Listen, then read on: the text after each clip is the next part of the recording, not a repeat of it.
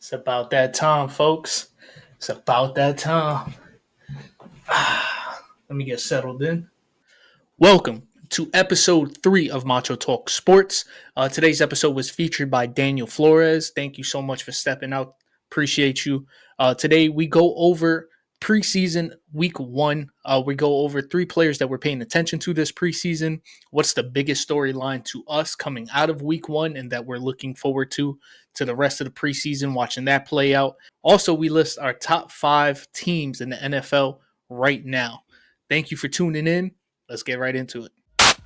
Watch Macho Talks Sports now. Macho Talks Sports. Macho Talks Sports. Macho Talks Sports.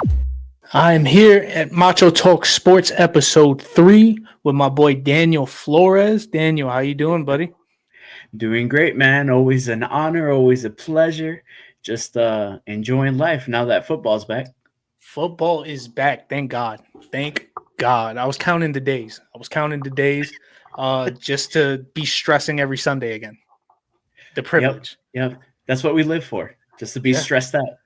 Yeah. It's a tough life, but somebody got to do it. Right. That's right. So we're going to jump into this. You being a Steelers fan, me being a Jets fan, we're going to go in depth into our games for this week. But then we're also going to touch a couple of these other games. But we're going to start it off with my boys here. The Jets beat the Packers 30-10. It was a great win. I love the win all around. Obviously, the starters didn't play for a majority of the game, but the series that they did play, the Jets completely outplayed the Packers. Jordan Love went 1 for 5, targeted against Sauce a lot, and Sauce was shutting a lot of it down. He did get one defensive penalty, which did kind of suck, but it was his fault, so he does have to clean that up. The Jets had a lot of penalties last year, so I need that cleaned up. If it's going to happen, let it happen in the preseason, but I need them to learn from that because we were, I believe, the most penalized team last year. So that's going to take us out of a lot of games. The Jets defense forced a 3-and-out on the first series, and then on the second series, they forced a punt. So no scoring on the first team on the defense, which I love to see. Packers wide receivers, they've been having a lot of drop issues dating back to last year. They had 3 in this game, all coming from the starters as well. As a Jets fan, I love to see that. As a Packers fan, that is very concerning. They have to clean that up. Especially they just drafted Matthew Golden, their first round wide receiver in God knows how long. So let's see if he's the answer to that. The Jets did score on their opening drive with that Fields 17-yard scramble. Played that about 1,700 times on replay. Loved every second of it. Going from Rodgers, who's obviously older, so his mobility isn't what it used to be. He used to be pretty damn mobile, but Careful.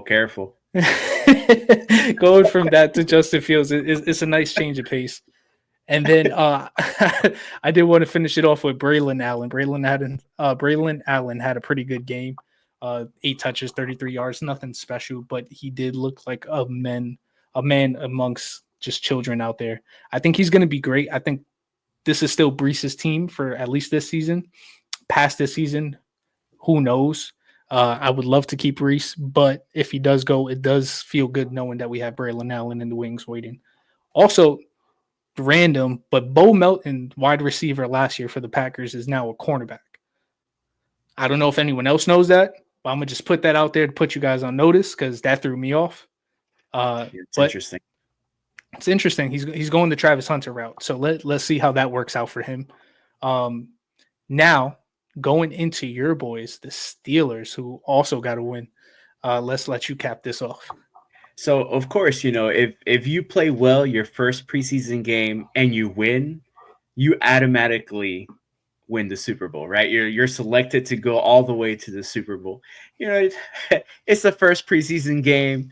Only the sickos are actually tuning in to check out who's who exactly. So that would be us.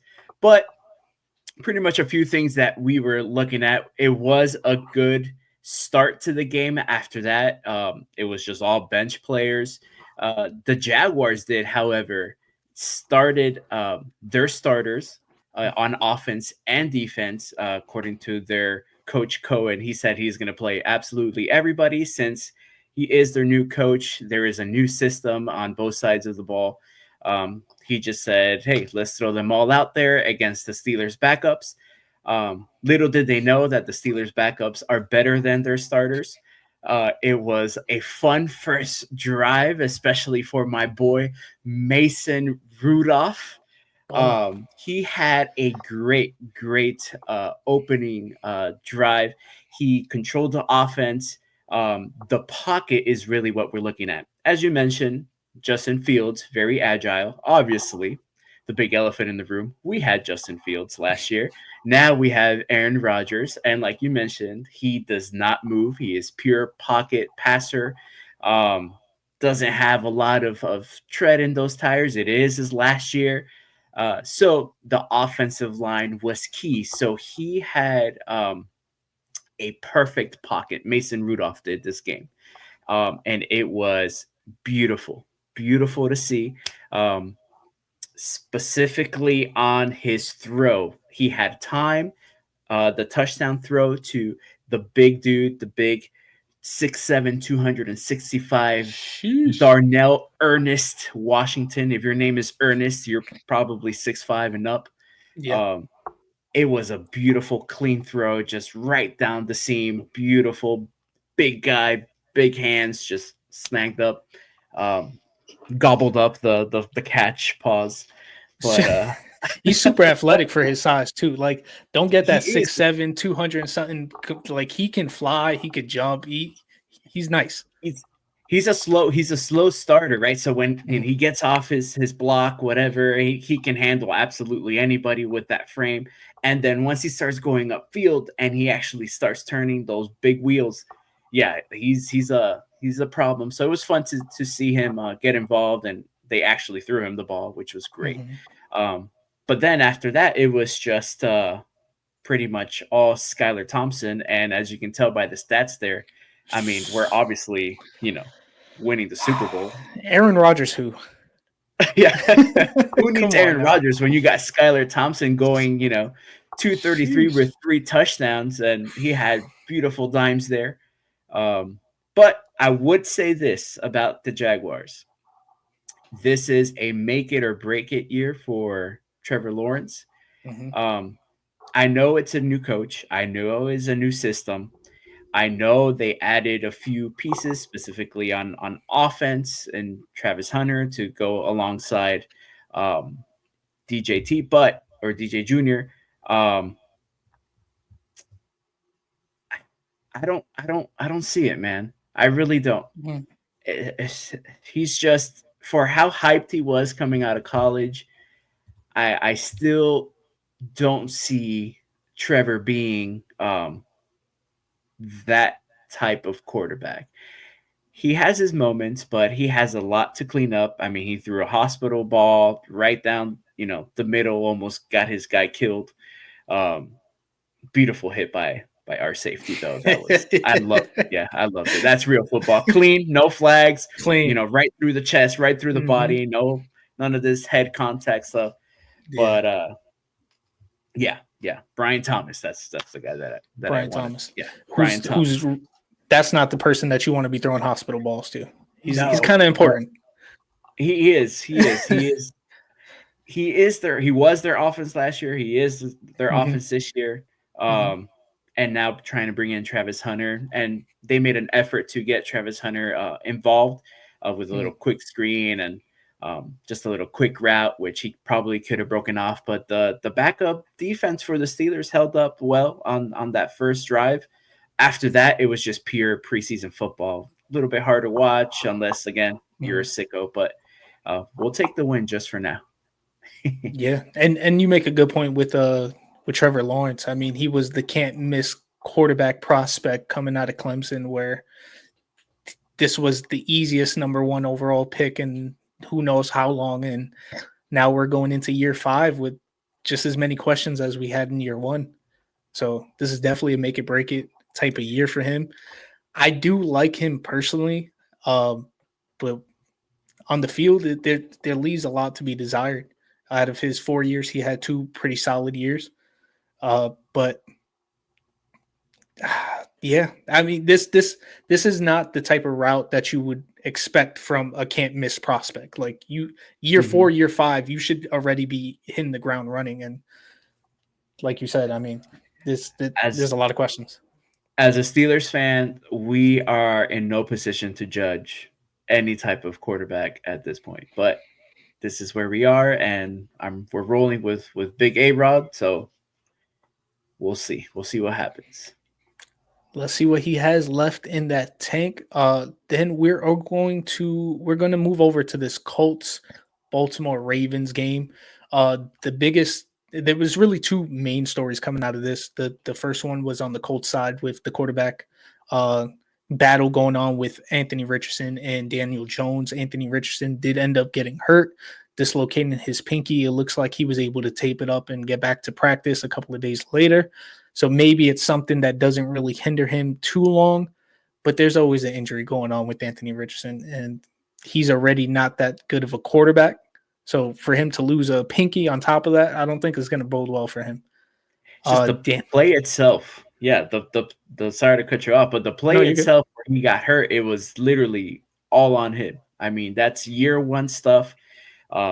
You have pressure coming off, so you're gonna have a hot receiver. You get rid of that ball quickly. And he had two options. He had the tight end and he had the running back. And the assignment is for the offensive line is to get the guy that's has like the less distance travel to get to the quarterback. So they got the Mm-hmm. inside guy. So Mm-hmm. it's not the offensive line's fault. The tight end, if you notice, he turns around quickly because he knows he's hot. And Mm-hmm. then the running back also as well. He turns around quickly. He knows it's hot. And then AR just looking the wrong way, man. Yeah, yeah. I mean, I would like to say he'd probably get it together later on, but I don't. He's never been able to do it on any level, even the collegiate level. So to learn in the pros is going to be hard. I don't think it's going to happen. Then we have Daniel Jones coming in, going 10 for 21, 144 yards. He's another quarterback that's just kind of eh. I think he's better than Anthony Richardson, but I don't think that's hard to do. And then the other storyline coming out of this is on the Ravens side with I don't want to mispronounce his name. I believe is Bihal Cone, Cone. Bihal Cone. BK. Um, BK, we're gonna call him BK. Praise to BK because he had a very gruesome injury with that torn ligament, ACL, MCL, out for the season. And Yeah. this is a rookie coming into his first preseason game, getting his first action in the NFL, and for this to happen is super unfortunate. I don't know enough about his story coming into the NFL, but he's definitely someone I'm going to be paying attention to in the future because I do want him to bounce back from this. This is a terrible start for anybody, man. So prayers out to him. We're going to go over to this Raiders Seahawks game. For me, the two biggest storylines here on both sides is going to be the Raiders with Ashton Genty, the can't miss running back prospect going into the top 10. Had 3 carries, -1 yards. It's not ideal. It's not ideal, but it is also preseason. So Mm. he has a lot of time to get back together, but that's a disgusting stat line to see for somebody that was drafted so high. And you're going against the Seahawks in the preseason. You would think you'd be able to get a couple of yards in there, but the other thing was the backup quarterback battle going on between Drew Lock and Jalen Milroe. Drew Mm. Lock went 12 for 22, 147 yards. He did throw a TD, but he also got an interception as well. Jalen Milroe went 6 for 10, 61 yards, also had 3 carries for 38 yards. So he had 39 more yards than Ashton Genty, even though he went for 38 yards, which is funny. I think Jalen Milroe is low key what Anthony Richardson was propped to be. The kind of prospect they thought Anthony Richardson, I think Jalen Milroe is that. He's someone else that does have issues with his completion rate, putting the ball in the right spot. But what's so interesting about it is Sam Darnold kind of has an out after this year. He got that 3-year contract, but going into next year, he could potentially be cut and only About 12.3 million of that is guaranteed. The other 15 mil of that is going to be on his roster bonus. So if he's doing bad, this backup quarterback battle is going to be something to watch to see who's potentially going to be taking over. My money would be on Milroe just because he's the rookie, just to see what they got out of him. If Sam Darnold's doing bad, chances are the Seahawks are doing bad. So might as well throw the rookie out there and see what you got out of him. But that's something to watch as the season progresses. Is there anything that you want to say about that game, or we can move on? No, we can move on there. So going on to the most interesting game, the Bengals versus the Eagles. Nobody told them that this was a preseason game. They went all out. The Bengals starting Joe Burrow and Jamar Chase, which is very different from before. I mean, they always come off to late starts. They're usually terrible out the gate. So I'm assuming that they're trying to do this to try to get some of that momentum early. By week one, they're ready to go. Joe Burrow looked amazing. 9 for 10, 123 yards, 2 touchdowns. Jamar Chase, 4 catches, 77 yards and a touchdown. But the Eagles, as you can see, put up 34 points. And that's because Tanner McGee does not give a damn what the Bengals had to say. He went 20 for 25, 252 yards and 2 touchdowns. Drug tests. Mandatory. Easily. Mandatory. That. Go ahead, please. Bengals defense, man. It's doesn't matter. Starters, backups, it's all the same. They all suck. Yes. If they had anyone that's good on defense, then they're just gonna not pay them. So yeah, it's a double-edged sword. But they won't. They won't. They won't. So we're going to go on to our next game. That's going to be the Browns versus the Panthers.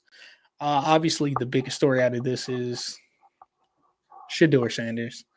Everybody's talking about him. He went 14 for 23. It's not an amazing stat line, but he did have some really good throws.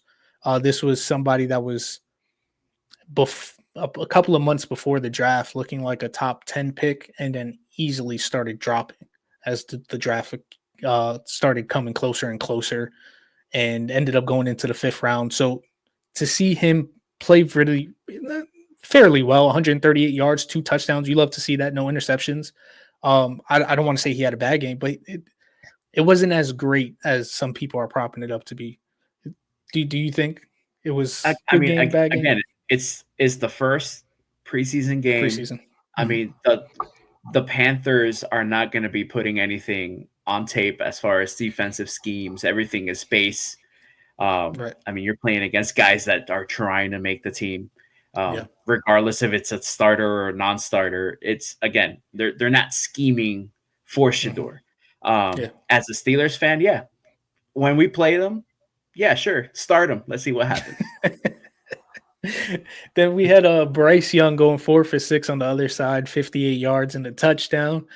Tech got into some of the action with 2 catches and 43 yards. He had a beautiful catch. I think they had some really good progression going on towards the second half of last season. It's interesting to see if they continue that or do they just revert back to being the Panthers. The Panthers aren't the greatest organization. They always and this is coming from a Jets fan, so I could speak about it. We always find a way to do Jets-like things. So with the Panthers, the moves that the Panthers made, it gives a lot of optimism, but we always still have to keep in mind that they are the Panthers. If that makes sense. Perfect sense. It sounds bad, especially coming from me. I'm pretty sure it sounds even worse. But, I mean, that's something that we always have to keep in mind. Same thing with the Jets.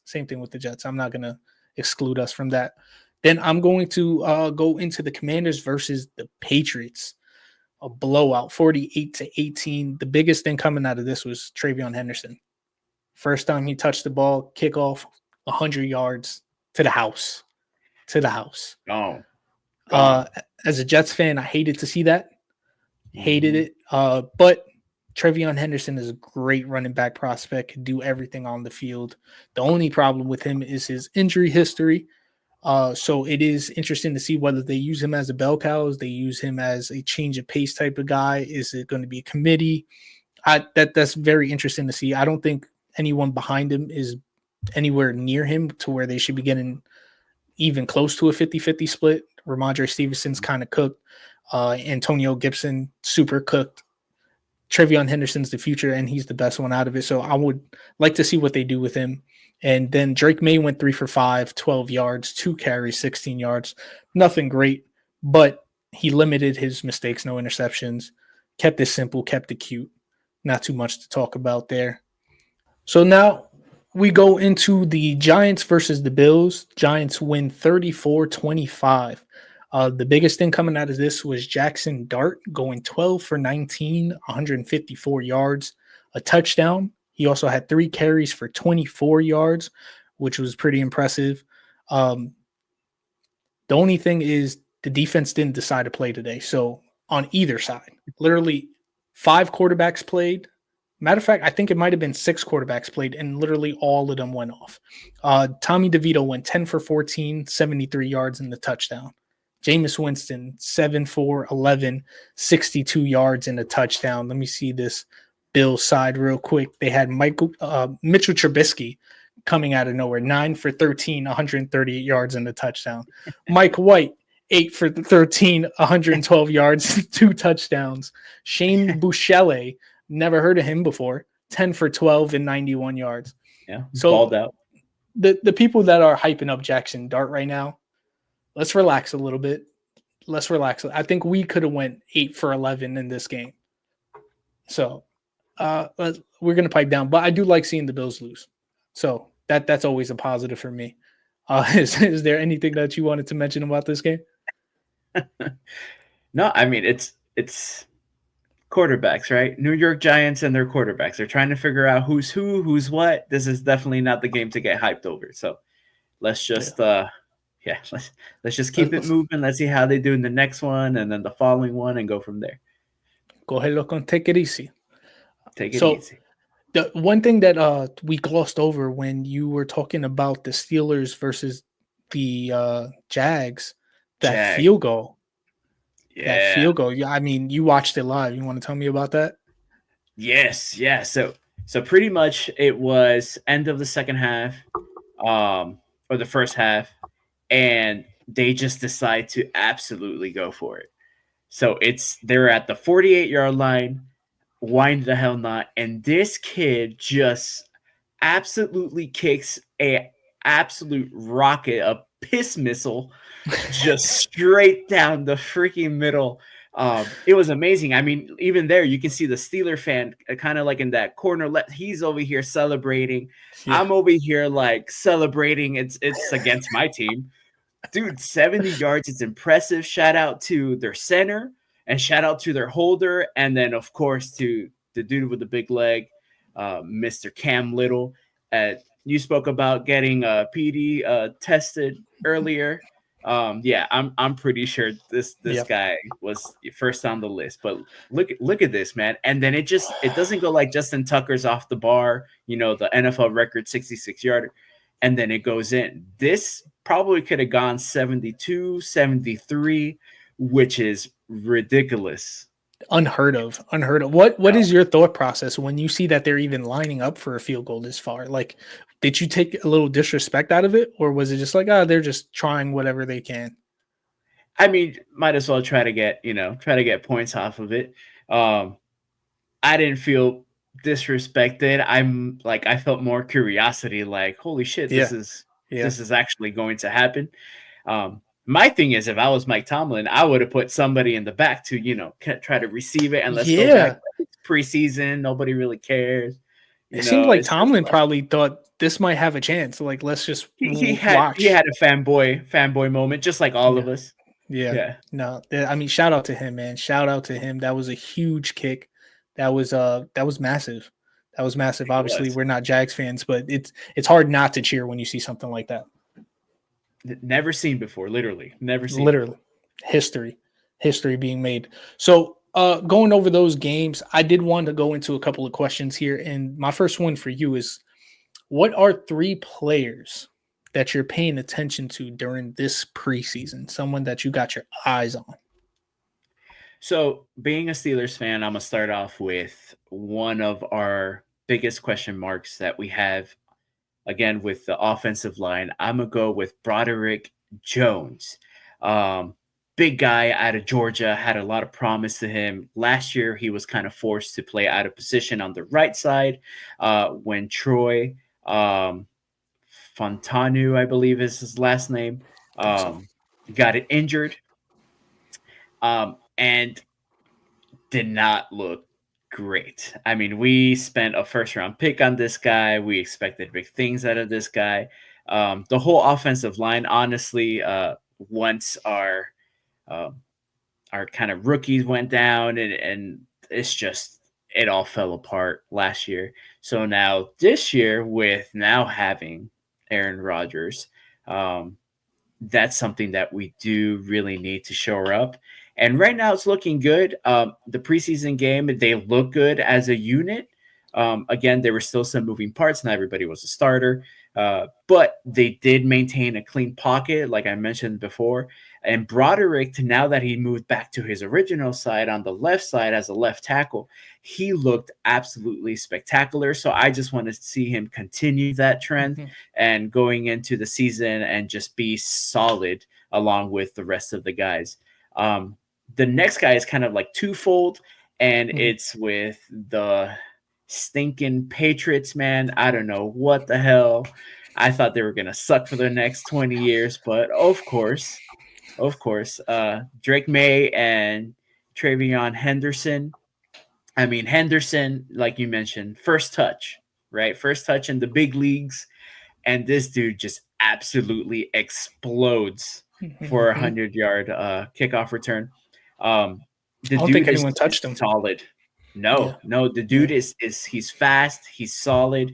Um, he has that type of speed that makes you go like, man, that guy's he's quick.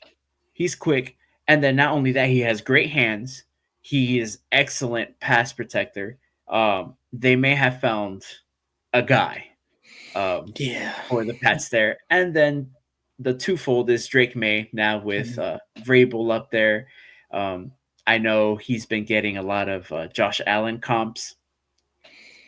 I don't know. Let's see. Obviously, the measurables are there. Uh, I know he can toss that pill all over the yard, and he can definitely place it, and he Mm. can definitely run. Got Now some it's just a wheels. matter of putting it all together. So I'm just curious to see what they have up there with the Patriots, just so I can hate from afar. And the I'm next, with you. yeah. So my third guy is JJ McCarthy. Last year's number 10 overall pick. Essentially, this year would be his rookie year since last year he did get hurt with Mhm. a torn meniscus. And then Sam Darnold was having an absolute killer of a season. Yeah. But I'm just curious to see how that looks like with O'Connell being the quarterback guru, apparently. Yeah. Uh, and with Justin Jefferson and those weapons that they have up there in Minnesota. So uh, I'm gonna keep a close eye on him. Plus, I do have a few of his rookie cards, so a little side There it interest is. There it is. there. Side interest. I like your players, man. I like your players. JJ set up very well too with like JJ, Jordan Addison. Mhm. Even the running back room is pretty good. I think Aaron Jones is towards the end of his career, but it's still pretty well with Still solid. Jordan Mason. Still solid. Now they got somebody that could kind of play off him, give him some rest with Jordan Mason in there, getting some of those banger type touches in between the tackles. Um, yeah, that is a very good setup for them. And then with the whole Patriots thing, I hate them, but I mean, you have to give them credit. You have to. That the Yeah. Jets fan in me wants to just hope they just never get back anywhere close to it. I want them to be what we were the past like 25 years. That's my hope. But Drake May, I loved him in college. I loved him in college. I think that he is set up pretty well. They still need some weapons. They got Stephon Diggs there. Uh, they got Kevin Williams that they picked up. Demario Douglas is pretty good in that slot. So I think Drake May has some good weapons to work with. And like you said, Travion Henderson, that man's explosive. He's Mhm. explosive. You don't have to see his 40 Get him in time. Just space. yeah, just watch his tape. He just Mhm. is one of those players that you don't have to look into the intangibles, he just looks faster than everyone else that's on that field with him. Just pops. Mm-hmm. Exactly. Exactly. So for my three, I'm gonna go with kind of an easy one with my first one with Travis Hunter. Obviously, let's see if he could play both sides. If it's actually possible. I think they're focusing more on the offensive side with him. Um, they kind of need him on both sides too, though. So Mm-hmm. even though I think it's smart for them to focus on the offensive side because the offense is kind of where he can probably make his mark a little bit more. I wonder in real game situations when they're down by a lot, do they kind of put him more into the defensive side and try to take him away for offense for a little bit more of those series to try to keep him fresh for defense because they need more stops? Like how do they kind of work that intangible, or do they kind of just try to play him 50-50? Either way, I'm locked in. I want to see, and I think he's a great kid. I think he's a great talent. I do want to see him succeed in the league, but that's my number one right there. Number two, Mm-hmm. I'm gonna go with RJ Harvey. Right now, RJ Harvey, running back for the Denver Broncos, is like fourth or fifth in the depth chart right now.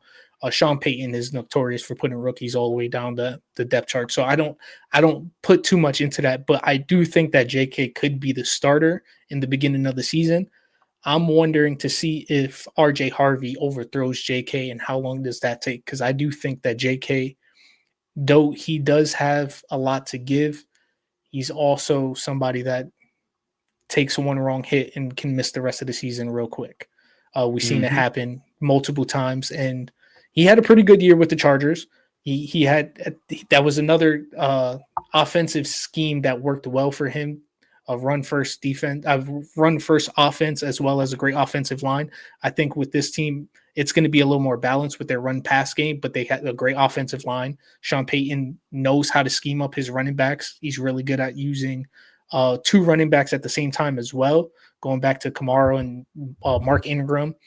I think RJ Harvey could play that Kamara role. He only had 20 catches last year in his college career, but he had 267 yards for 3 touchdowns, averaging 22 yards per catch.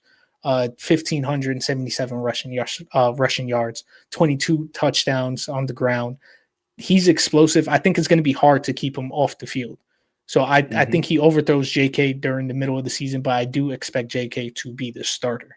So that is my second person that I am looking at. And then finishing it off with Cam Ward, the number one overall pick for this year's draft. I'm interested to see, can he help be that rebuild quarterback for the Titans? Is this the person that they could say, okay, he's our franchise, we can start building around him? Or is he going to just keep giving more question marks to where they're going to have to potentially look into the quarterback draft next year or maybe 2 years from now? We got Archie Manning coming out. It's real enticing to want to tank for Archie Manning. So I think the Titans would be in a great position to do that if Cam Ward doesn't work out. So I want to see if he's that quarterback, if he's that answer for them. I mean, he was the number one overall pick in a pretty good draft class. They had Travis Hunter, Abdul Carter, Will Campbell, Mason Graham, Ashton Genty. There was a lot of players that you could potentially see be drafted Make the ahead of argument. him for sure. For sure. But he went number one overall. Let's see if he actually lives up to that. That whole division has a lot of question marks, though, as Yeah. in the quarterback, except Houston, um, which Which is have surprising because they were always usually the kind of yes. like the Yeah. they were always the the issue, the problem child in that division. Now it's kind of 100%. like every other team. Yeah. And even though they have a quarterback now, they can't keep a wide receiver healthy around him. So No, there's still question marks on all four of those teams basically. And Cam Ward could, if he is worth that number one overall pick, maybe he takes advantage of that division and stacks up some wins. So that's definitely something to look forward to. My next question is going to be, what is the biggest storyline to you coming out of week one? And I will let you start this. gotcha. So my biggest storyline, I want to see uh Caleb Williams, right? I want to see him be successful with Ben Johnson and kind of like a revamped coaching staff and what he looks like. Even with the Bears' dysfunctional front office and whatever the heck they have going on over there, because they've ruined some really good, potentially good quarterbacks, except Mitch Trubisky. That was just a swing and a miss. Um, they've ruined some good quarterbacks, and they haven't developed them properly or given them the opportunity. Even with that, Caleb Williams, just to not put him down as everybody has put him down. Last year, he actually had 3,500 yards, 20 touchdowns, 6 interceptions, while also adding 500 rushing yards. Now, a lot of the decision making can go back, kind of place it on the coaching staff, just to kind of navigate him through certain situations, be in his ear, letting him know, like, hey, like the famous, should we call a timeout? Should we not call a timeout? The clock runs out. That was a whole debacle, and it cost their coach's job because honestly, that was terrible. Yeah. I'm just curious to see how that goes because Ben Johnson is considered, and he was a hot commodity. He was the hot girl in the ball. Everybody wanted Ben Yes. Johnson, Yes. the offensive guru that left the Lions powerhouse and now going to the Bears with Caleb Williams.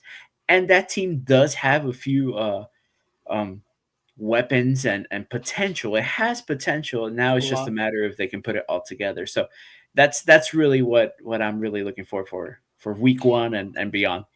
I think that's a great call. This is one of the first quarterbacks I've seen there.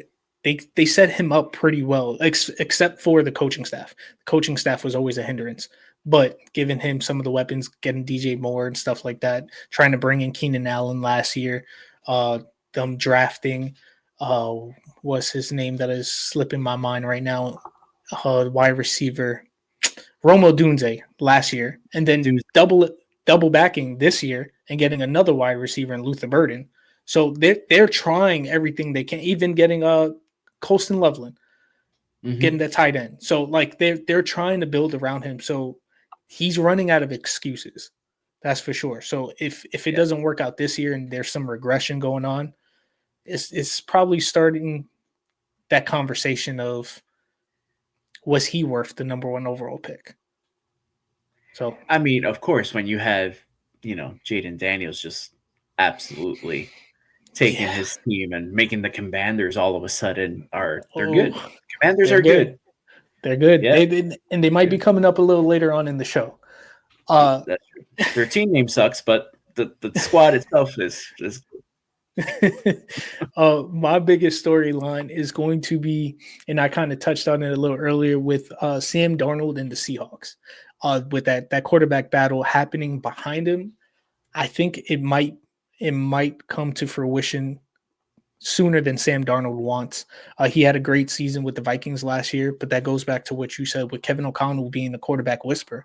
Anyone that's thrown he made Josh Dobbs look like a beast for a couple of weeks. Like you give him a quarterback, he's going to get it figured out. But when those quarterbacks leave him, it's not always that they're taking some of that wisdom with them. I think we did see that with Baker Mayfield joining. He had Baker Mayfield as an offensive coordinator and helped him get it together. And since he's been on the Bucs, he's been doing very damn well. He's been great. Mm-hmm. He's been really great. So I'm interested to see, does his progression continue? Does he start to regress? And if he does regress, does it come to the point to where he's losing his job because they do have that out in his contract after this year?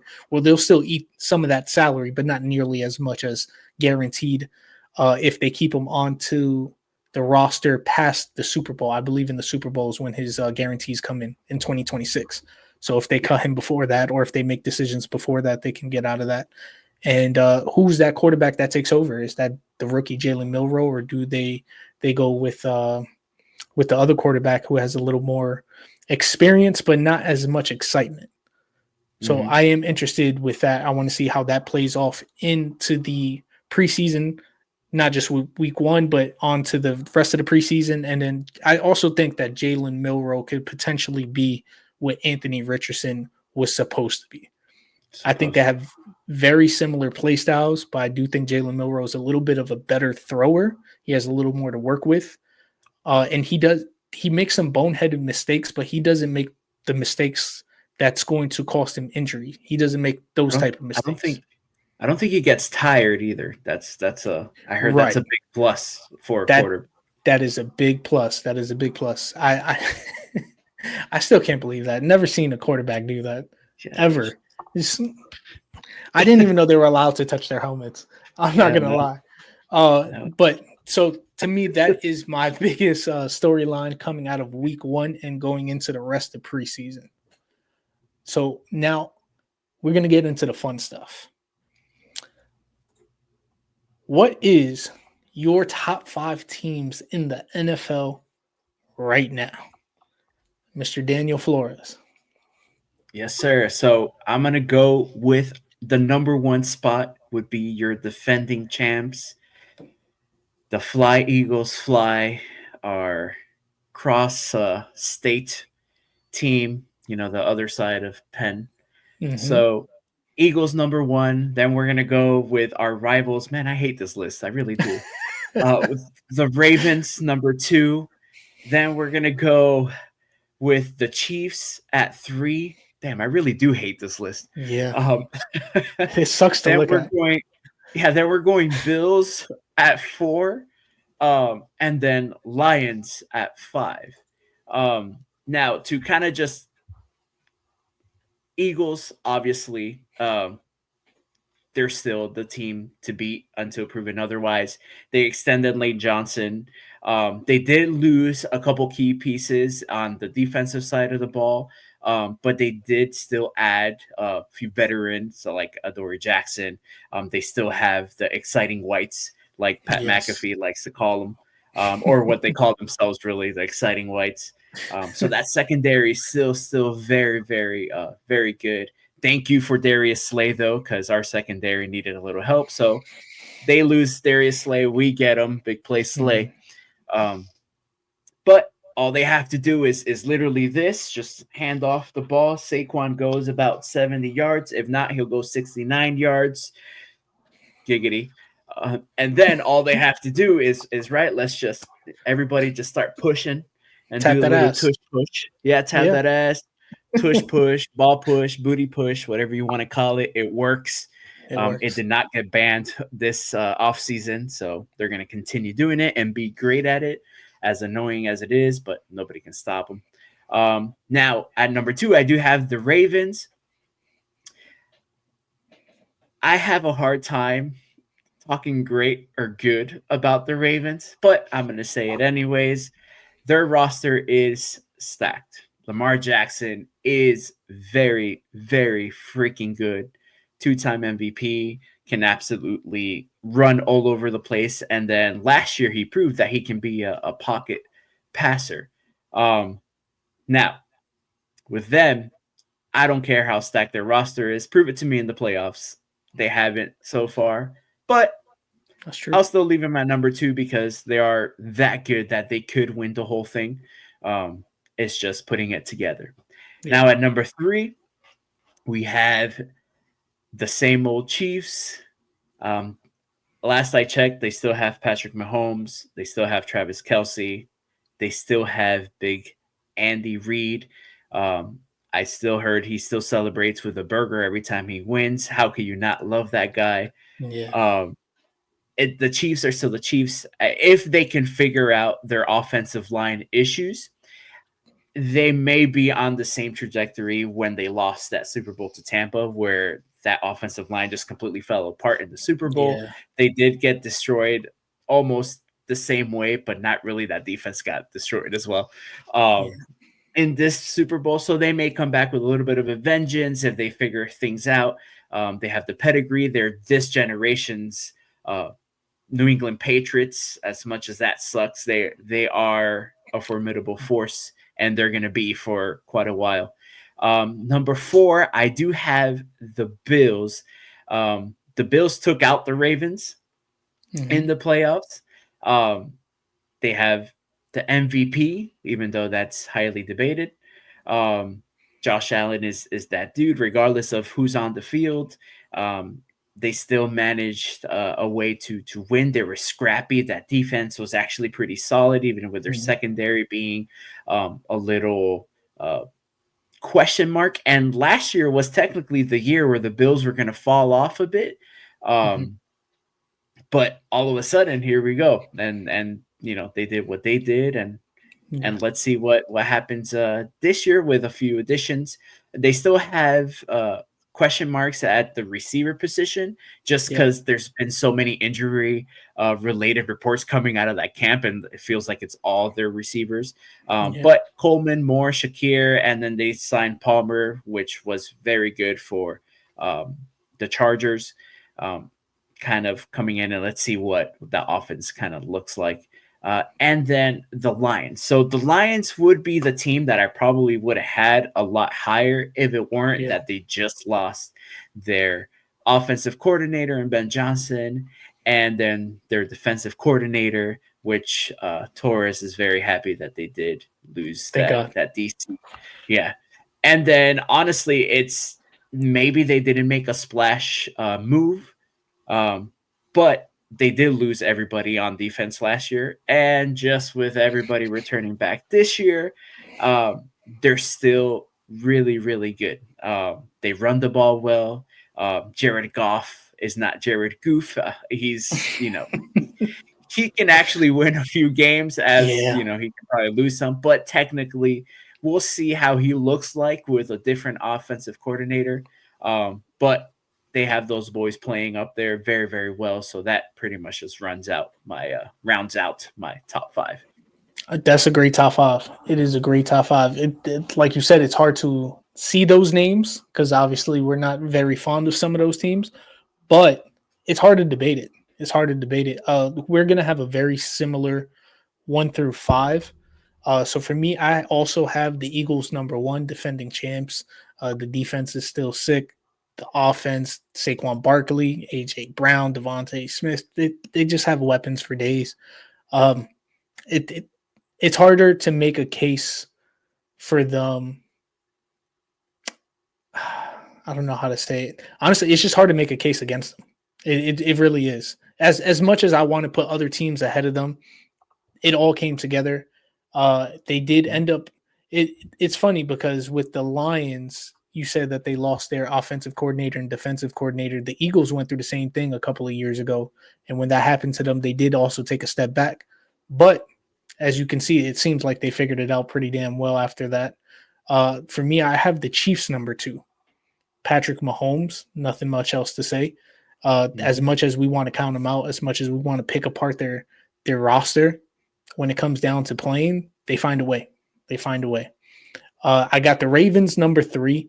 It was a very big debate. I almost put the Ravens number two as well with you because Lamar Jackson is just he's amazing. If Patrick Mahomes isn't the best quarterback in the league, I think Lamar is right there. He took that step up passing wise, like you said. He threw like 41 touchdowns last year. He was robbed of MVP, in my opinion.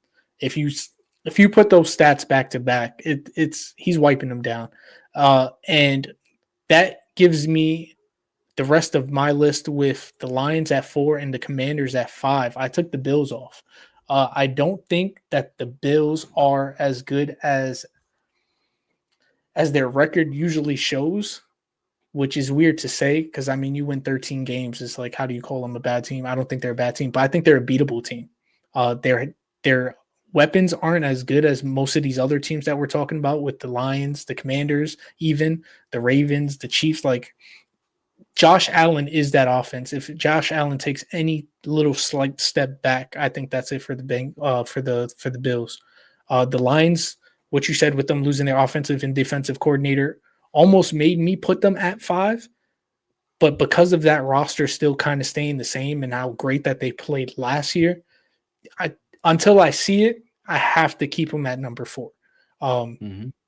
there's a potential that they could even move up to 3 or 2, but I want to see how they work with these new offensive and defensive coordinators. The offensive coordinator was already a part of the system last year, so maybe he comes in and kind of just continues that ball rolling, or maybe they try to run a little bit of a different scheme.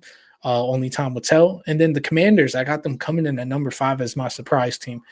The Commanders went 12-5 last year out of nowhere. Out of nowhere. Jaden Daniels is the real deal.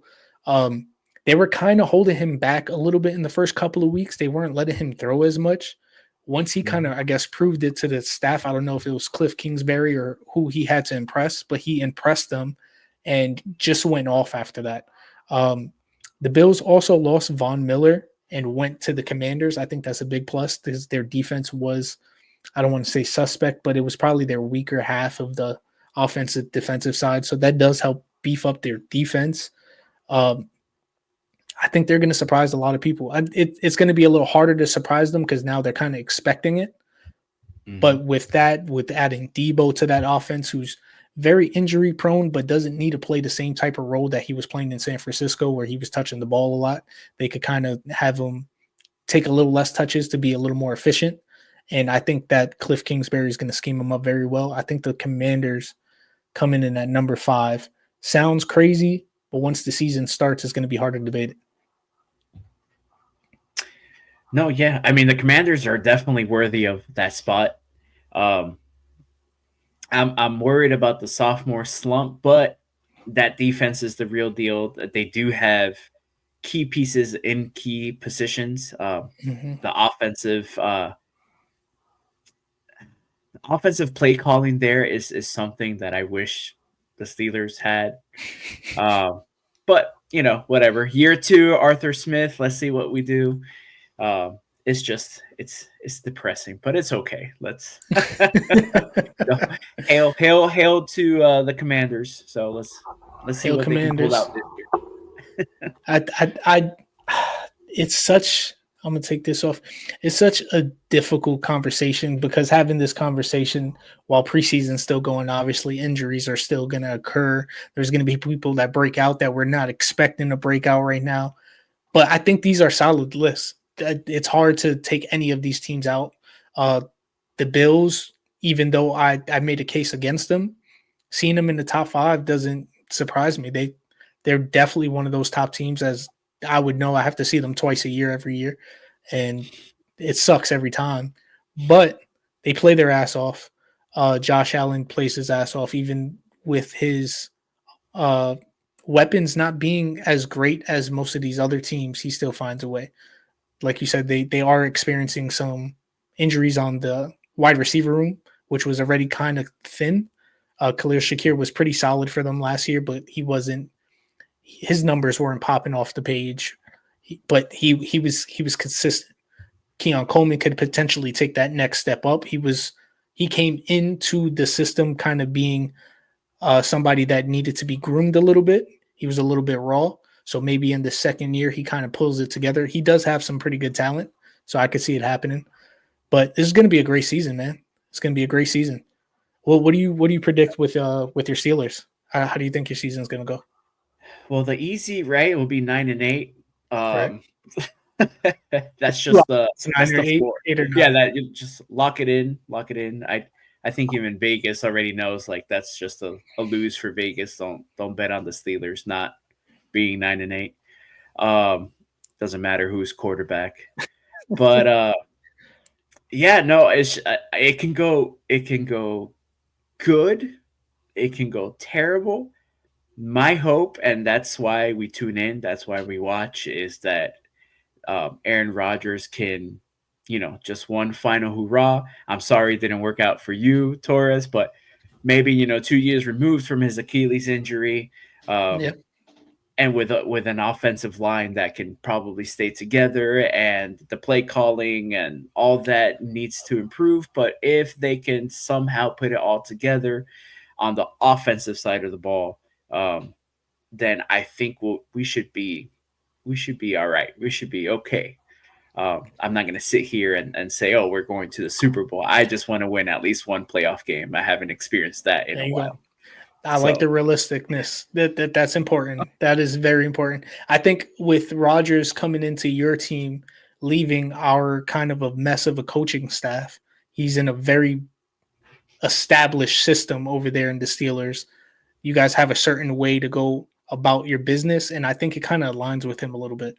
So maybe that gives him, and like you said, an extra year off of the Achilles, that gives him that extra motivation. Obviously, he doesn't like the way he went out with us. I wouldn't either if I was him. So he has that motivating factor right there. He has the good system with Mike Tomlin and boys. Arthur Smith, he leaves a lot to be desired with his play calling. He's been like that since the Falcons and stuff like that. But one thing I do know is that your tight ends are going to eat. Jonnu Smith is going to go crazy. and that's the only thing I know for certain because Arthur Smith is going to make sure Jonnu eats. Jonu's actually been getting some run plays called for him. He's getting some plays, and then I mean we have Freiermuth, Yeah. we have Freiermuth. He's solid. We have the big guy Darnell Washington. Yep, and then Jonnu Smith, and I know he wants to run. Arthur Smith wants to run a few heavy sets where we do have 3, 2 tight ends, and just run the rock, man, and we'll figure that out with the new rookie. So, let's see, a lot of play action over the top. We do have DK Metcalf, which is odd for me to say. It sometimes slips my mind, and then I sit back and think about how the Steelers wide receiver room looks, and I'm like, oh, that's right. We don't have Pickens. We have freaking DK Metcalf. That's hell. We'll figure out who the number 2 is, if it's Calvin Austin, if it's Roman Wilson. I don't know. We'll just figure it out from there. But I hear Jonnu's going to be playing the slot a lot for you guys. Is that something that you've been hearing? He may play the slot. He's definitely built like a tight end, but plays like a receiver type of guy. Yeah, right. But I don't expect them to show their cards here in the season. Right. We'll find out when we're lining up against you guys, and you guys are booing the shit out of Aaron Rodgers until we go score a few touchdowns. Yes, sir. Who the hell knows? I think, I mean, as much as I want the Jets to win, I think that is going to be an ugly game on both sides. I think it's going to be a heavy defensive game. There's a lot of moving pieces on our offense on both sides. DK is a great wide receiver, but he's new to the system. Maybe there's a little bit of an adjustment period. I hear that he's bunking with Aaron Rodgers, so maybe there's some chemistry going into week 1, but I think that's still something that's going to have to grow throughout the season. I'm hoping there is some built-in chemistry with Justin Fields and Garrett Wilson, having played in college, but that was a couple of years removed from now, so the only time could tell. We don't really have much pieces behind him in the offensive room. We drafted Arian Smith in the 4th round. We got Josh Reynolds. We got it's just a misfit of characters in Garrett Wilson. So as optimistic as I want to be, realism has to kick in, and I think there's going to be a heavy defensive game. The best defense is going to win, and we both have some really good defenses. So it's definitely going to be interesting to watch. Sure do. I mean, let's see what TJ does to wreck the game, because that's usually the case. So he's so unstoppable, man. It's just it's wild. And it sucks because our offensive line, I think, is very talented, but they are very new still. So TJ Watt is the right person to take advantage of the inexperience, and he's going to get to Fields. We are used to playing a very mobile quarterback. I mean, we have the best mobile quarterback in our division, and Lamar. Correct. And we tend to play very, very well against Lamar. We bottle him up with a lot of interceptions. For some reason, he doesn't play to his standards for, I don't know. But, he is Lamar Jackson. So facing Justin Fields, we'll probably have a game plan for that, probably similar, trying to make him throw more. But either way, I know it'll be week 1, and then that's when the wins and losses start counting. I'm still going to be rooting for Justin Fields because I really, really liked the guy when he was here. He was very professional. He handled the Russell Wilson situation like a true pro. Even the Bears situation. He was mistreated there and still just humble, kept his nose into the play sheet. You don't really hear anything negative come out of his mouth. No. he can definitely run it all over the place. He's done that throughout his career. Now it's just a matter of let's see if he can play a little in the pocket quarterback. Yeah. It's realistically, I don't see us winning more than probably 6 games. But honestly, what I want to see out of my boys is just progression. I want to see us actually getting better week by week instead of just constantly making mistakes, constant penalties. And because that stuff is the thing that irritates me the most. When you know you're a team that's not competing for a quarterback, you can, for a championship, you can kind of live with that. But what you hate to see is just sloppy play every week. Mhm. And that's what I'm hoping for. If I see progression and we win 5 games, I'm okay with that. I can live with that. Build on Yeah, for next year. I think the fact that we're actually building around Justin Fields and like saying he's our guy is going to be good for us and for Justin Fields. And Aaron Glenn, I think, is a great coach. I think he's putting that the right system. He's having the right mentality for his players, prepping us very well. And I'm excited, man. I'm excited.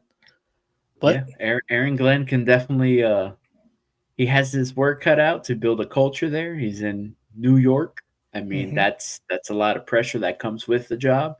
Um, he can handle it. He was a great defensive coordinator. The Jets do have a great defense. It's just about leadership. Let's see what type right. of culture he starts setting there. So should be exciting for the Jets. And you could tell he genuinely wants to be there since he played for us a couple of years ago. Like he's excited to be here, and not many coaches would be excited to be here. So I'm so glad to have him. So glad to have him. But speaking of so glad, I'm so glad to have you here. I appreciate you for coming out, bro. Thank you so Of course, much. man. This is Of gonna do course. it for us. Episode 3. We out.